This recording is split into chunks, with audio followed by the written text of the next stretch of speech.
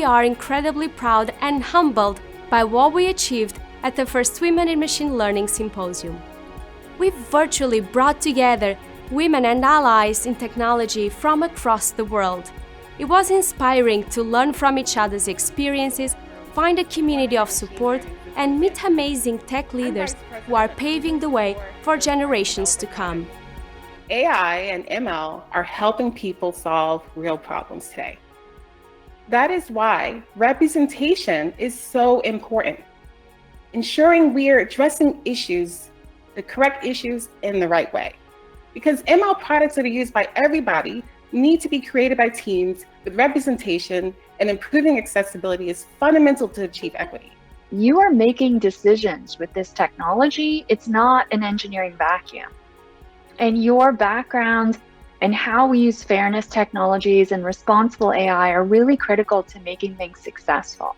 I want to be a machine learning developer. How do I start? This is a great question because machine learning developer can be the same role that does a lot of different jobs. Here are some exciting takeaways from the sessions. We learned that improving project accessibility in open source helps unlock many contributors, and the same way, improving the contributor experience leads to an increased representation. It is critical that as a community, we act now and embrace diversity at the core of what we do. You can realize that machine learning, data science, AI is just a way to problem solve. And you can apply that problem-solving skill set to whatever your area or domain of expertise is. You don't need to be an expert to begin. You will be an expert someday, so don't wait for that moment. Embark on your journey now.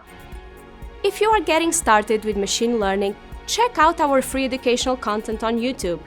If you are a more experienced machine learning developer, invest in yourself and join a network of seasoned professionals through the TensorFlow Certificate Program or the Google Machine Learning Developer Expert Program.